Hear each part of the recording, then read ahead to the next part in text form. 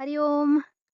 ನನ್ನ ಯೂಟ್ಯೂಬ್ ಚಾನಲ್‌ನ ಎಲ್ಲಾ ಸ್ನೇಹಿತರಿಗೂ ಹೊಸತೊಂದು ವ್ಲಾಗ್ಗೆ ವೆಲ್ಕಮ್ ಬ್ಯಾಕ್. ಯಾರಿನ್ನೂ ಚಾನಲ್‌ಗೆ ಸಬ್ಸ್ಕ್ರೈಬ್ ಮಾಡ್ಕೊಂಡಿಲ್ವೋ, ತಾವು ದಯವಿಟ್ಟು ಸಬ್ಸ್ಕ್ರೈಬ್ ಮಾಡ್ಕೊಂಡು ವಿಡಿಯೋಗಳನ್ನ ನೋಡಿ. ಹೊಸ ವ್ಲಾಗು, ಹೊಸ ದಿನದ ಹೊಸ ವಿಚಾರಗಳೊಂದಿಗೆ ಇವತ್ತಿನ ವ್ಲಾಗನ್ನ ನಾನು ಕ್ವಿಕ್ಕಾಗಿ ಶುರು ಮಾಡ್ತಾ ಇದ್ದೀನಿ. ನಾನು ಈಗ ಬೆಳಗ್ಗಿನಿಂದನೇ ವ್ಲಾಗನ್ನ ಶುರು ಮಾಡ್ತಾ ಇರುವಂತಹದ್ದು. ಈಗ ಸಮಯ ಒಂದು 6:30 ಆಗಿರಬಹುದು. ಪೂರ್ತಿಯಾಗಿ ಬೆಳಕಾಗಿದೆ. ಆಮ್, ಒಂದು ವಾರದಿಂದ ತುಂಬ ಮಳೆ ಹೊಡೆದಿತ್ತು. ಅದರಲ್ಲೂ ಉತ್ತರ ಕನ್ನಡಕ್ಕಂತೂ ರೆಡ್ ಅಲರ್ಟ್ ಕೊಟ್ಟಿದ್ರು. ಸಿಕ್ಕಾಪಟ್ಟೆ ಅಂದರೆ ಸಿಕ್ಕಾಪಟ್ಟೆ ಮಳೆ. ಮನೆಯಿಂದ ಹೊರಗಡೆ ಹೋಗೋದಕ್ಕಾಗ್ತಾ ಇರಲಿಲ್ಲ. ನೆಟ್ವರ್ಕ್ ಇರಲಿಲ್ಲ, ಕರೆಂಟ್ ಇರಲಿಲ್ಲ. ಒಂಥರ ಮನೆ ಒಳಗಡೆನೇ ಇರುವಂತಹ ಪರಿಸ್ಥಿತಿ ಆಗ್ಬಿಟ್ಟಿತ್ತು. ಮಳೆ ಕೂಡ ತುಂಬ ಚೆನ್ನಾಗಿ ಬಿತ್ತು ಒಂದು ವಾರ. ಇವತ್ತು ಮಳೆ ಸ್ವಲ್ಪ ಕಡಿಮೆ ಆಗಿದೆ. ಬಿಸಿಲು ಕೂಡ ಬರಬಹುದೇನೋ ಇವತ್ತು. ನೋಡೋಣ ಇವತ್ತಿನ ದಿನ ಹೇಗೆ ಸ್ಟಾರ್ಟ್ ಆಗತ್ತೆ ಅಂತ, ಹೇಗೆ ಹೋಗುತ್ತೆ ಇವತ್ತಿನ ಫುಲ್ ಡೇ ಅಂತ ನಾನು ಪೂರ್ತಿಯಾಗಿ ಅಪ್ಲೋಡ್ ಮಾಡ್ತೀನಿ. ಒಂದು ಕಡೆ ಹೋಗೋದಿದೆ, ಒಂದು 2, 3 ಕೆಲಸಗಳನ್ನ ಮಾಡ್ಕೊಳ್ಳೋದಿದೆ. ಸೊ ಅದನ್ನೆಲ್ಲ ನಿಮ್ಮ ಜೊತೆಗೆ ಶೇರ್ ಮಾಡ್ಕೊಳ್ಳೋಣ ಅಂತ ಈ ಒಂದು ವ್ಲಾಗನ್ನ ಮಾಡ್ತಾ ಇದ್ದೀನಿ. ಸೊ ಬನ್ನಿ ಇವತ್ತಿನ ವ್ಲಾಗನ್ನ ಶುರು ಮಾಡೋಣ. ನಾನು ನಮ್ಮನೆ ಕೊಟ್ಟಿಗೆ ಹತ್ರ ಇದ್ದೀನಿ. ಇವತ್ತಿನ ವ್ಲಾಗ್ನ ನಾವು ಕೊಟ್ಟಿಗೆಯಿಂದ ಶುರು ಮಾಡೋಣ ಅಂತ. ಕೊಟ್ಟಿಗೆ ಕ್ಲೀನಿಂಗ್ ಮಾಡಬೇಕು ಫಸ್ಟು. ಸೊ ಇವತ್ತಿನ ವ್ಲಾಗ್ ಇಲ್ಲಿಂದ ಶುರುವಾಗತ್ತೆ.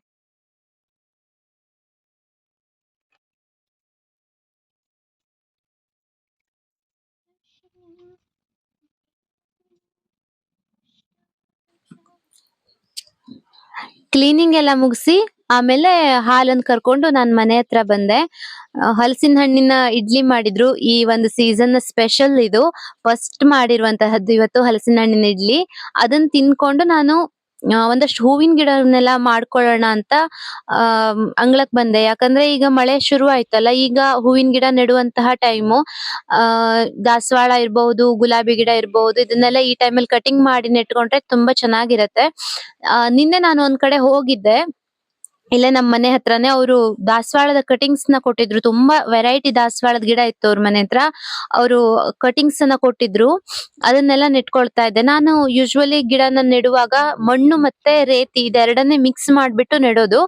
ಸ್ವಲ್ಪ ಅದು ಚಿಗುರು ಬಂದ್ಮೇಲೆ ಗೊಬ್ಬರ ಹಾಕುವಂತಹದ್ದು. ಈ ರೀತಿ ಮಾಡ್ಕೊಂಡ್ರೆ ತುಂಬಾ ಬೇಗ ಬೇರ್ ಬರುತ್ತೆ ಅಂತ ನನ್ಗೆ ಕಟಿಂಗ್ಸ್ ಕೊಟ್ಟವ್ರು ಹೇಳ್ತಾರೆ. ಯಾವಾಗ್ಲೂ ಅವ್ರು ಹಾಗೆ ಮಾಡೋದಂತೆ. ಸೊ ನಾನು ಕೂಡ ಅದನ್ನೇ ತುಂಬಾ ವರ್ಷದಿಂದ ಅದನ್ನೇ ಫಾಲೋ ಮಾಡ್ಕೊಂಡ್ ಬರ್ತಾ ಇದ್ದೀನಿ. ಚೆನ್ನಾಗ್ ಬರುತ್ತೆ ಗಿಡ. ನಾನು ಹೂವಿನ ಗಿಡನೆಲ್ಲ ರೆಡಿ ಮಾಡ್ಕೊಳ್ತಾ ಇದ್ರೆ ಅಮ್ಮ ತೋಟದಲ್ಲಿ ಕೆಲಸ ಮಾಡ್ತಾ ಇದ್ರು. ಈ ರೀತಿ ಬಾಳೆ ಎಡೆನೆಲ್ಲ ಕಡಿದ್ಬಿಟ್ಟು ಅದನ್ನ ತೋಟಕ್ಕೆಲ್ಲ ಮುಚ್ಚಿ ಈ ತರ ಮಾಡ್ಕೊಳ್ಳೋದ್ರಿಂದ ತೋಟದಲ್ಲಿ ಕಳೆಗಳು ತುಂಬಾ ಕಡಿಮೆ ಆಗತ್ತೆ. ಕಳೆ ಹುಟ್ಟುವಂತದ್ದು ಸ್ವಲ್ಪ ಕಡಿಮೆ ಆಗತ್ತೆ. ಅದ್ರ ಜೊತೆಗೆ ಬಾಳೆ ಮರ ಪೂರ್ತಿಯಾಗಿ ಗೊಬ್ಬು ತಿಂದ್ಬಿಟ್ಟು ದೊಡ್ಡ ದೊಡ್ಡಾಗಿ ಬೆಳೆಯುವಂತಹದ್ದು ಕಡಿಮೆ ಆಗತ್ತೆ. ಅಡಕೆ ಮರಕ್ಕೂ ಸ್ವಲ್ಪ ಗೊಬ್ಬು ಸಿಗತ್ತೆ.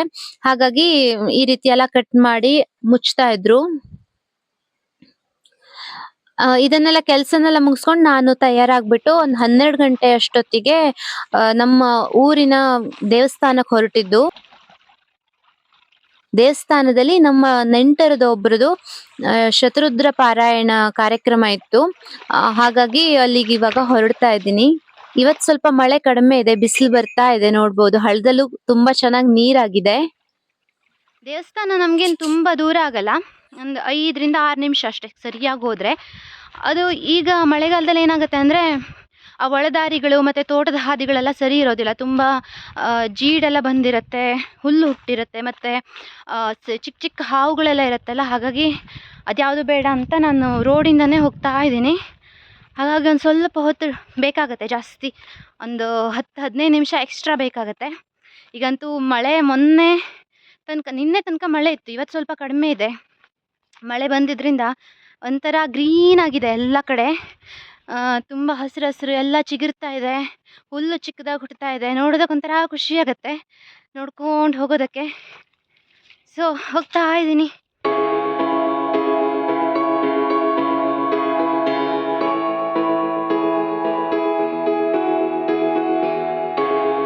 ಇಂಟರ್ನೆಟ್ ಯೂಸ್ ಮಾಡೋದಕ್ಕೆ ಮೋಡಿಯಮ್ ಯೂಸ್ ಮಾಡ್ತಾ ಇದ್ದೆ. ವೈಫೈ ಕನೆಕ್ಟರ್ ಇರುತ್ತಲ್ಲ, ಅದನ್ನು ಯೂಸ್ ಮಾಡ್ತಾ ಇದ್ದೆ. ಅದು ಬೇರೆಯವ್ರದ್ದಾಗಿತ್ತು. ಅಂದರೆ ಇಲ್ಲೇ ನಮ್ಮ ಮನೆ ಹತ್ತಿರದವರೊಬ್ಬರು ಟೆಸ್ಟ್ಗೆ ಅಂತ ಕೊಟ್ಟಿದ್ದರು. ಪಾಪ ಅವ್ರು ಟೆಸ್ಟ್ಗೆ ಅಂತ ಕೊಟ್ಟಿದ್ದನ್ನೇ ನಾನು ಸುಮಾರು ದಿನ ಇಟ್ಕೊಂಡ್ಬಿಟ್ಟಿದ್ದೆ.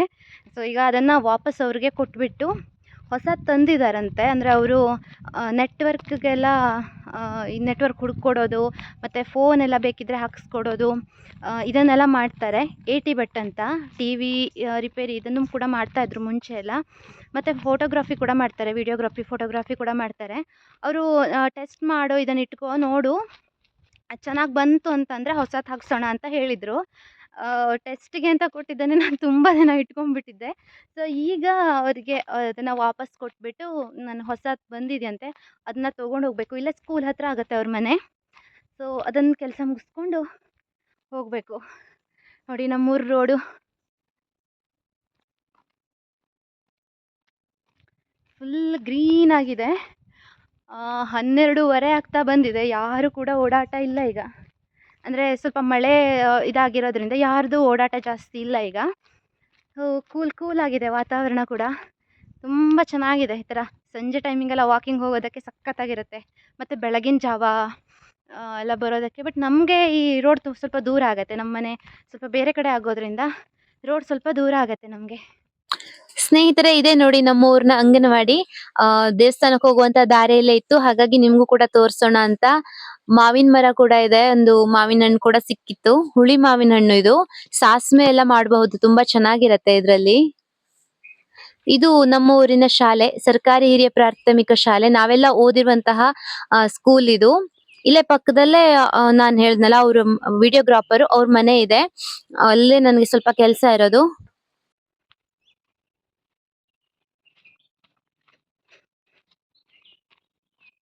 ನಾನು ಅವ್ರ ಮನೇಲಿ ಕೆಲಸ ಮುಗಿಸ್ಕೊಂಡು ದೇವಸ್ಥಾನಕ್ಕೆ ಬರೋ ಅಷ್ಟೊತ್ತಿಗೆ 1 ಗಂಟೆ ಸುಮಾರು ಆಗ್ಬಿಟ್ಟಿತ್ತು. ಶತರುದ್ರ ಪಾರಾಯಣ ಎಲ್ಲ ಮುಗ್ದಿದೆ. ಮಹಾಪೂಜೆಗೆಲ್ಲ ರೆಡಿ ಮಾಡ್ಕೊಳ್ತಾ ಇದ್ರು.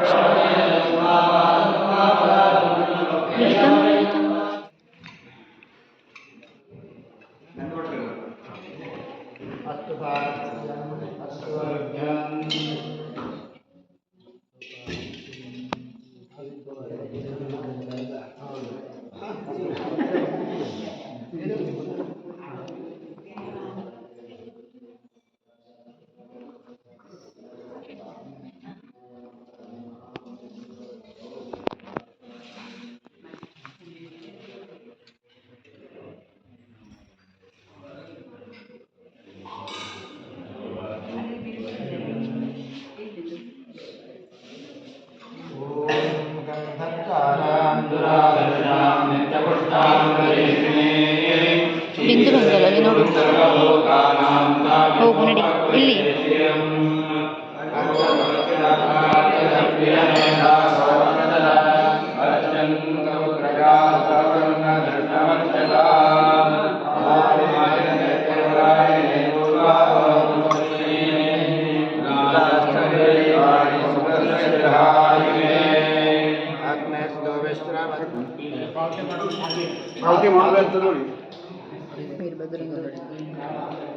ನೀರಿಂದೊಳಲು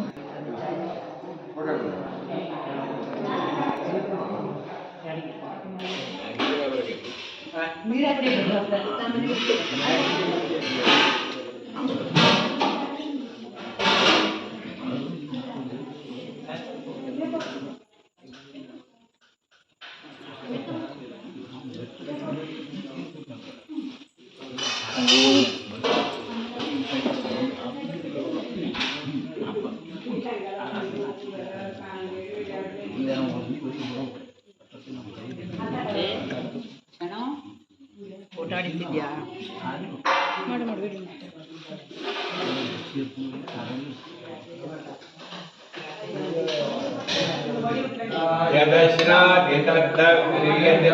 ಸಾಕ ಅತ್ತೆ ಮಾವೆಲ್ಲ ಇದು ಮಾಡ್ತಾ ಇದ್ದು ಅಲ್ಲಿ ಹೋಗು ನಡಿ.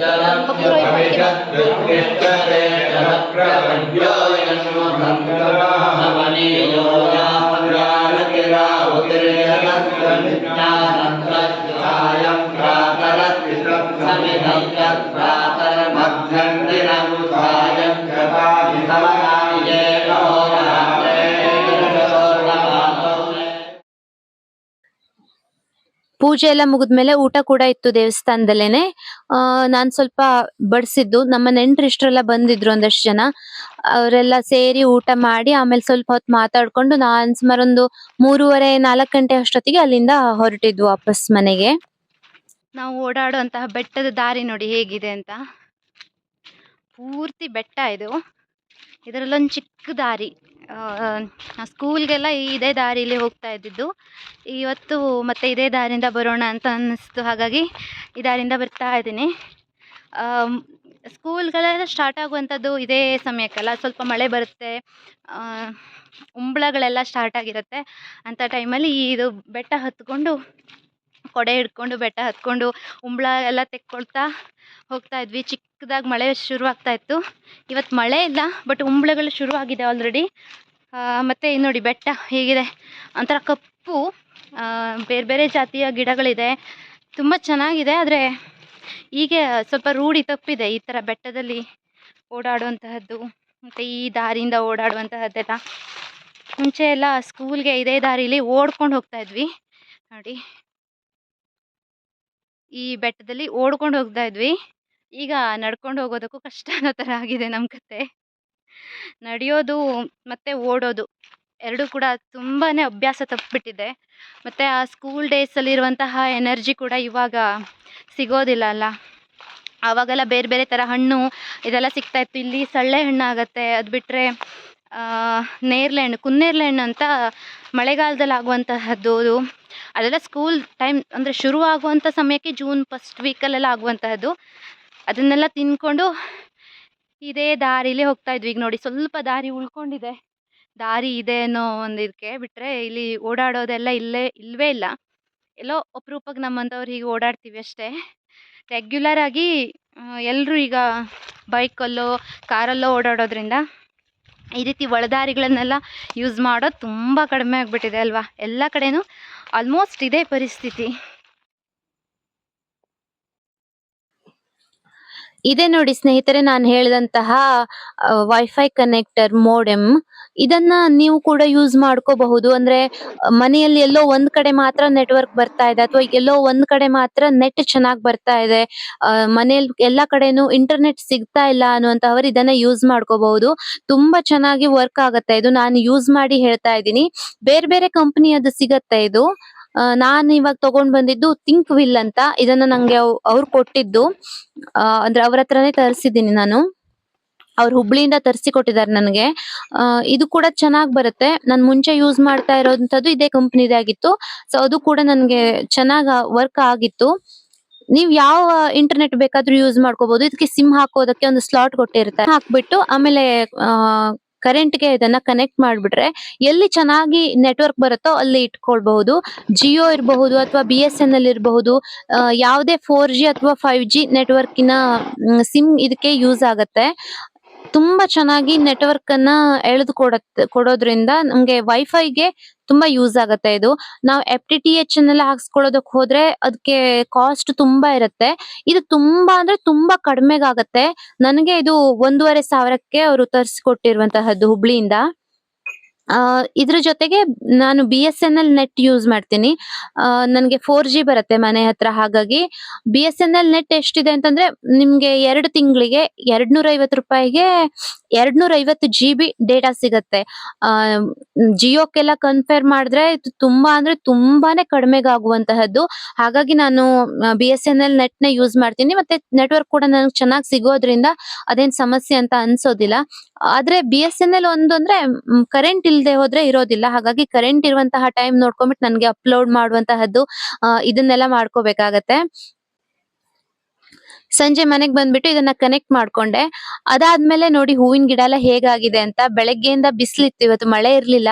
ಹಾಗಾಗಿ ಎಲ್ಲ ಸ್ವಲ್ಪ ಬಾಡ್ ಹೋದಾಗಾಗಿತ್ತು. ಅದ್ಕೆಲ್ಲ ಒಂದ್ ಸ್ವಲ್ಪ ನೀರ್ ಹಾಕ್ಬಿಟ್ಟು ಆಮೇಲೆ ಮತ್ತೆ ನಾನು ಕೊಟ್ಟಿಗೆ ಹತ್ರ ಬಂದಿದ್ದು. ನಮ್ಮ ಆಕಳು ಕರು ಹಾಕಿರುವಂತಹದನ್ನ ನಾನ್ ಲಾಸ್ಟ್ ವ್ಲಾಗ್ ಅಲ್ಲಿ ಹೇಳಿದ್ದೆ ನಿಮ್ಗೆ. ಇವತ್ತು 10 ದಿನ ಆಯ್ತು. ಹಾಗಾಗಿ ಹೆಸರಿಟ್ರು ಕರುವಿಗೆ ಆದಿತ್ಯ ಅಂತ ಹೆಸರಿಟ್ಟಿದ್ದಾರೆ ಅಮ್ಮ. ಅಂದ್ರೆ ಅದು ರವಿವಾರ ಹುಟ್ಟಿರೋದ್ರಿಂದ ಆದಿತ್ಯ ಅಂತ ಹೆಸರು ಹಾಕಿದ್ದಾರೆ. ಆ ಹುಟ್ಟಿದ ದಿನ ಸ್ವಲ್ಪ ಕಪ್ಪಗೆ ಸ್ವಲ್ಪ ಬೂದಿ ಬಣ್ಣದ್ ತರ ಕಾಣಿಸ್ತಾ ಇದ್ದ ಅವನು. ಇವತ್ ಸ್ವಲ್ಪ ಕೆಂಚಾಗಿ ಕಾಣಿಸ್ತಾನೆ. ಮತ್ತೆ ಸಿಕ್ಕಾಪಟ್ಟೆ ಆಕ್ಟಿವ್ ಇದ್ದಾನೆ ಇವನು. ನನ್ಗೆ ಇವನ್ ಜೊತೆಗೆ ಆಟ ಆಡೋದಕ್ಕೆ ಎಲ್ಲ ಖುಷಿ ಆಗತ್ತೆ. ಅದಕ್ಕೆ ಸ್ವಲ್ಪ ಜಾಸ್ತಿ ಬರ್ತೀನಿ ಕೊಟ್ಟಿಗೆ ಕಡೆ. ಸೊ ಇದಾಗಿತ್ತು ಸ್ನೇಹಿತರೆ ಇವತ್ತಿನ ನನ್ನ ದಿನ. ಒಂಥರ ಫುಲ್ ಬ್ಯುಸಿ ಡೇ ಆಗಿ ಕಳೆದೋಯ್ತು. ಅದೇನೋ ಗೊತ್ತಿಲ್ಲ, ವ್ಲಾಗ್ ಮಾಡೋ ಟೈಮಲ್ಲೆಲ್ಲ ಬ್ಯುಸಿ ಆಗಿರ್ತೀನಿ ನಾನು, ಅಥವಾ ಬ್ಯುಸಿ ಆಗಿರ್ತೀನಿ ಅನ್ನುವಂತಹ ದಿನ ಮಾತ್ರ ವ್ಲಾಗ್ ಮಾಡ್ತೀನಿ ಏನೋ ಗೊತ್ತಿಲ್ಲ ಸ್ನೇಹಿತರೆ. ನಿಮ್ಗೆಲ್ಲ ಇದು ಹೇಗೆ ಅನ್ನಿಸ್ತಾ ಇದೆ ಅನ್ನುವಂತಹದನ್ನ ಕಾಮೆಂಟ್ ಮಾಡಿ ತಿಳಿಸಿ. ಮತ್ತೆ ನನಗೆ ಮುಂದಿನ ವ್ಲಾಗ್ ಮಾಡುವಾಗ ನಿಮ್ಮ ಅಭಿಪ್ರಾಯಗಳು, ಅನಿಸಿಕೆಗಳು ತುಂಬಾನೇ ಮುಖ್ಯ ಆಗತ್ತೆ ಅಂತ ಹೇಳ್ತಾ ನಾನು ಮತ್ತೆ ಮುಂದಿನ ಒಂದು ವ್ಲಾಗ್ ನಲ್ಲಿ ತಮ್ಮನ್ನ ಭೇಟಿ ಆಗ್ತೇನೆ. Thank you for watching. ಯಾರು ಸಬ್ಸ್ಕ್ರೈಬ್ ಮಾಡ್ಕೊಂಡಿಲ್ಲೋ ಅವ್ರು ದಯವಿಟ್ಟು ಸಬ್ಸ್ಕ್ರೈಬ್ ಮಾಡ್ಕೊಳ್ಳಿ.